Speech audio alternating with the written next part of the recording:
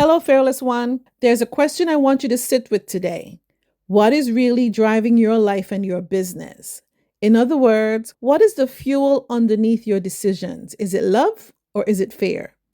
The Bible tells us in 1 John chapter 4 verse 18 that perfect love casts out fear. If perfect love casts out fear, then fear and love cannot occupy the same place of authority in our lives. One will always shape how we see ourselves, other people, and the future. But fear is not simply an emotion. What if fear is also the frame through which we interpret life? Let's dive into that today. So, before we go any further, why not share the link to this episode with a friend or on your social media? It goes a long way to helping me increase my audience. Thank you for doing that.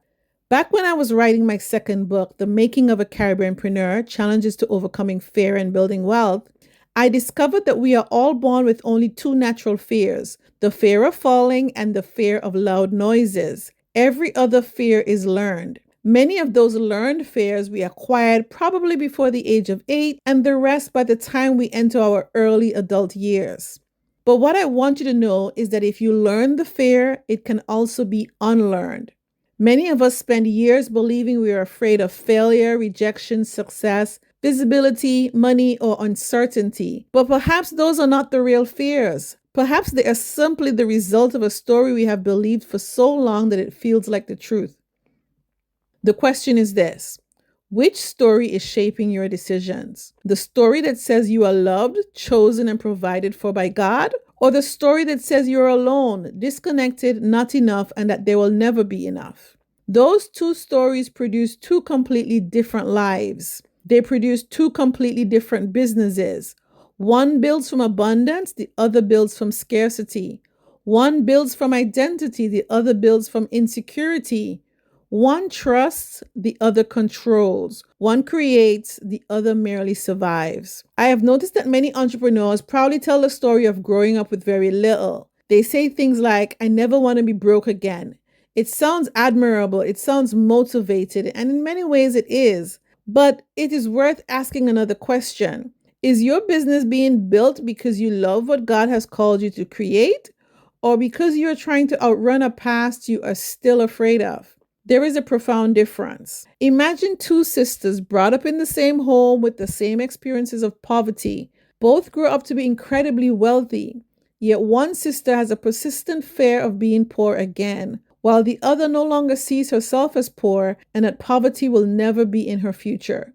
The external circumstances may have changed for the sisters, however, they have different perspectives on their lives. One is still looking backwards, the other has accepted a new identity. That is the difference between living from fear and living from love. The Apostle Paul understood this when he wrote, "Forgetting those things which are behind and reaching forward to those things which are ahead, I press toward the goal." Paul wasn't pretending the past never happened. He simply refused to let the past become the architect of his future. Psychologist Dr. Benjamin Hardy makes a similar point in his work, Be Your Future Self Now. He argues that extraordinary people allow their vision of the future to shape the present instead of allowing the past to dictate what they believe is possible. The Bible has been teaching this all along.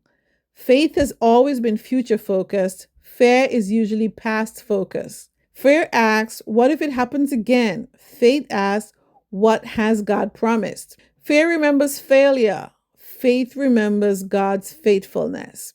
I recently discovered author and teacher Jamie Winship, who coincidentally wrote a book called Living Fearless a few years before I did. He offers another perspective that I have found incredibly helpful. He encourages people to ask God a simple question when revisiting painful memories. Jesus, where were you? Not to change what happened, but to discover what was true that we couldn't see at the time. Many of us have interpreted difficult moments as proof that we were abandoned, rejected, or incapable. What would the Lord say if we were to ask him where he was in the midst of the poverty and the pain? God is love, and his response would reveal that love, even in the moment we could not see it or feel it. He is not the accuser of the brethren. He doesn't chastise us. He is always looking at us and seeing his beloved. The event doesn't change, but the way in which we can interpret what happened can change. And when the meaning changes, our future changes. I recently tried this exercise with an old belief system that I had battled with since I was a child. It was connected to a memory about visiting the homes of some of my wealthy classmates in high school. I really enjoyed hanging out with them, and it wasn't because they had a big house. They were just these two friendly girls who were kind, and we could be really silly together. It didn't matter that they were Indian and I was black, we were just little island girls. However, I remember one of my parents asking me if I thought I was better than they were because I liked going to my friends' houses. I don't think I visited their house too often after that, and I confess it framed a lot of how I showed up in the years following.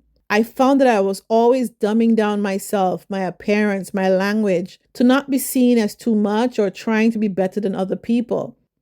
It also meant I kept back my own growth professionally and financially. It was always easier to defer to others rather than put myself forward or first. This is an issue I have brought before the Lord many times, and I've released it and my parents because they didn't know what they didn't know.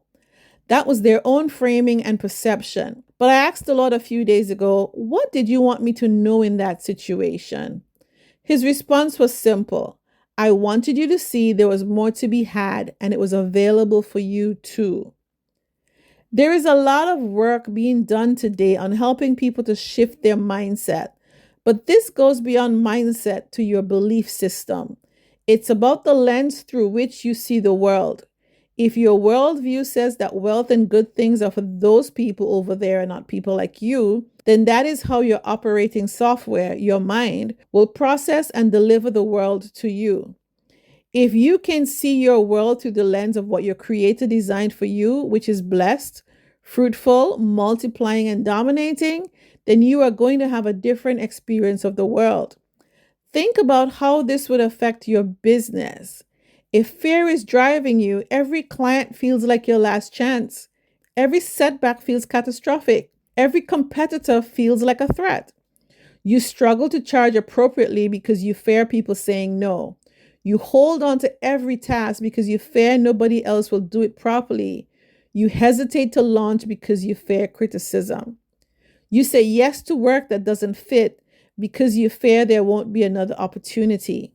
Fear becomes an exhausting business partner. But when love and abundance become your foundation, your decisions begin to change. You know your value isn't determined by one client. You know provision doesn't come from one contract. You know your identity doesn't rise and fall with your bank balance. You can say no, you can delegate, you can think long term, you can build something that lasts. The same principle applies to our health. Many people grow up where food was scarce or where treats became the reward after difficult times.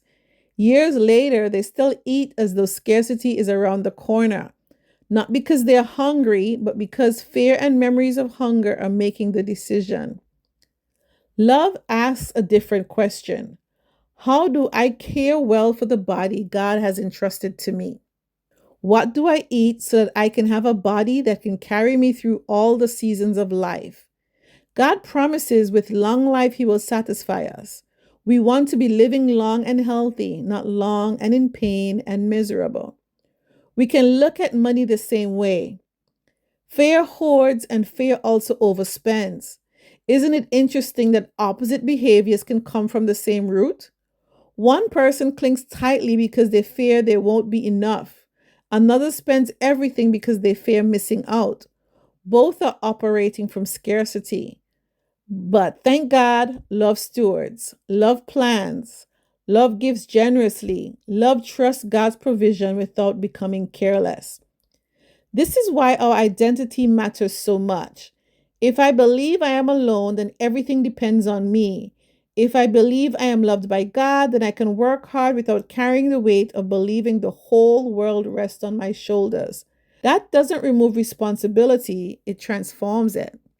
I believe this is one of the greatest invitations of walking with God, not simply to become more confident, but to exchange the frame through which we see everything, to stop interpreting life through fear and begin interpreting life through the love of God, because love changes how you see failure. Love changes how you see opportunity. Love changes how you see yourself. And ultimately, love changes what you build. So today, I leave you with this question. When you look honestly at your business, your finances, your health, and your relationships, are you building from fear or are you building from love? Remember the fearless framework. You are blessed before you achieve anything because your identity comes from God. As you embrace that identity, you become fruitful, developing the gifts He has placed within you. You multiply by creating value that serves others, and you exercise dominion by stewarding everything He has entrusted to you with wisdom and courage. You don't have to spend your life trying to escape your past. You can build your future by agreeing with what God has already declared about you. Live fearless. Thank you.